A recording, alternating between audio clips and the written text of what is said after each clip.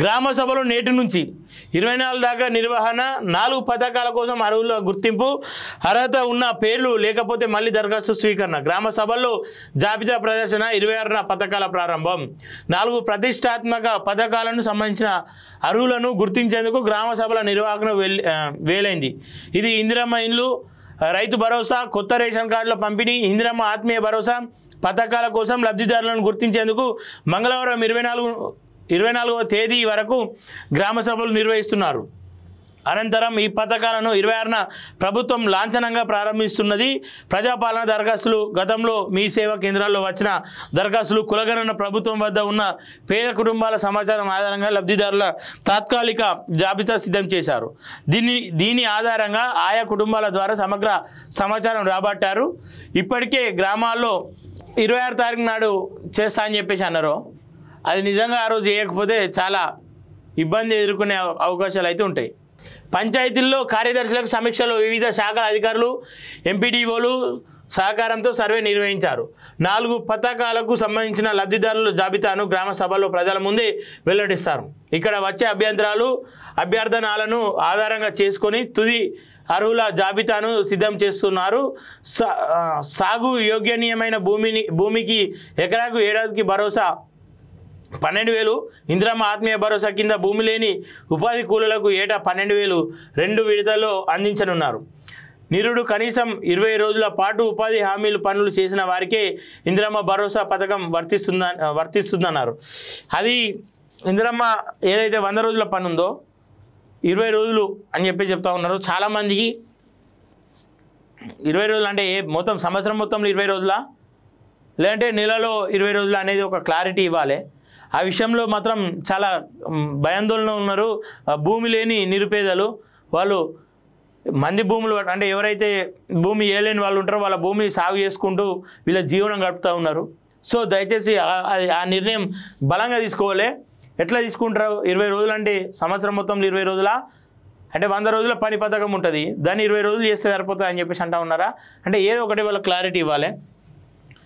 20 రోజుల పాటు ఉపాధి హామీ పనులు చేసిన వారికి ఇందిరమ్మ భరోసా పథకం వర్తిస్తుంది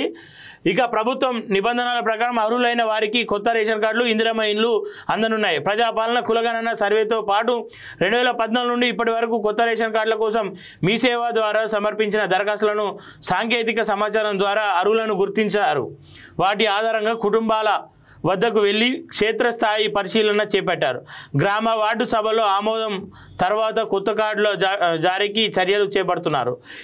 ఇదిలా ఉండగా సర్వేలో పేర్లు రాని వారు తిరిగి గ్రామ సభలో దరఖాస్తు సమర్పించుకోవచ్చని అధికారులు చెబుతున్నారు సంక్షేమ పథకాలు అర్హులందరికీ అందుతాయని ప్రజలు వారు భరోసా కల్పించారు అందరికీ అందుతే మంచిదే అందకపోతేనే ప్రజలు మళ్ళీ వ్యతిరేకత కూడా కట్టుకుంటారు సో ఆ విషయంలో జర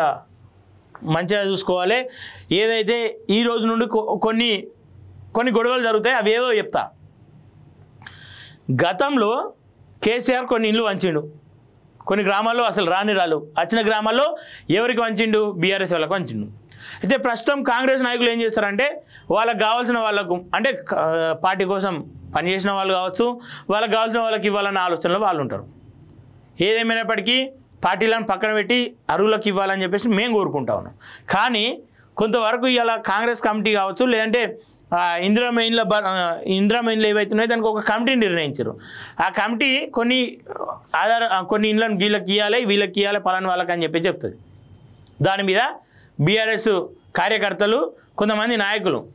దాని మీద గొడవలు సృష్టిస్తారు సరైన వాళ్ళకి ఇండ్లు అందుతలేవని చెప్పేసి పంచాయతీలు పెడతారు అట్లా వాళ్ళకి చెప్తున్నా అట్లా గొడవ వేయాలి మళ్ళీ ఇప్పుడు ఏదైతే ఇందిరమ్మ భరోసా ఇండ్లు కావచ్చు ఆత్మీయ భరోసా కావచ్చు ఇట్లా వీటిలో మళ్ళీ అర్లర్లు సృష్టించాలని చెప్పి చూస్తున్న కొంతమంది మీ వైఖరిని మార్చుకోవాలి మొన్ననే ఒక సంఘటన జరిగింది కాబట్టి చెప్తా ఉన్నా